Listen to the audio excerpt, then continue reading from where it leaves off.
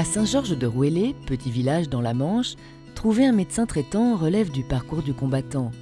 Dans ce bassin de vie rurale d'un peu plus de 8000 habitants répartis sur 7 communes, impossible pour les praticiens en fin de carrière de trouver un remplaçant. Face à ce problème, le maire a sollicité le docteur Rémi Sabatier, professeur de e-santé à la faculté de médecine de Caen, pour trouver une solution. C'est ainsi qu'est né le projet de télémédecine.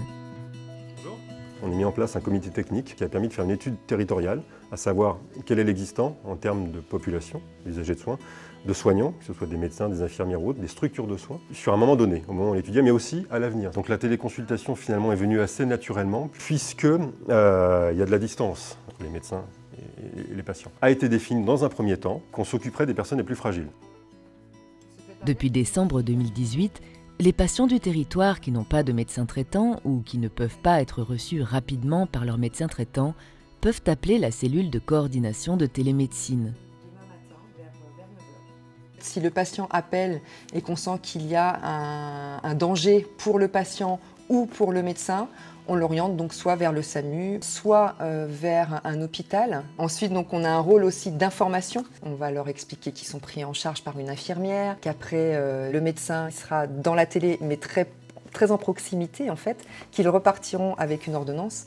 Et là, ils sont rassurés. Un pool de 11 infirmières libérales se relaie ainsi pour accueillir les patients sur le site de Saint-Georges-de-Rouellé et assister les téléconsultations. Souvent, on a le retour que c'est encore mieux que chez le médecin parce qu'on a plus de temps avec vous. Et puis, au regard de leur pathologie, on prend le temps de faire de l'éducation. C'est une manière pour nous non seulement de valoriser les compétences des infirmières, mais aussi de les améliorer, puisque au contact des médecins, on apprend quand même pas mal de choses supplémentaires qui vont nous permettre à domicile, quand on est tout seul auprès du patient, de vraiment pouvoir mieux faire notre fonction. Ce dispositif, c'est très bien, c'est comme si on était au médecin. Et heureusement qu'on a ça, parce que je ne sais pas où qu'on irait. Tant qu'on se porte bien, on n'y pense pas, mais quand on est malade, on apprécie. De l'autre côté de l'écran, les téléconsultations sont assurées par 7 médecins, tous basés dans le département et maîtres de stage universitaires. Chacun consacre à ce projet 2 à 3 heures par semaine sur leur jour off. Regardez la gorge de madame.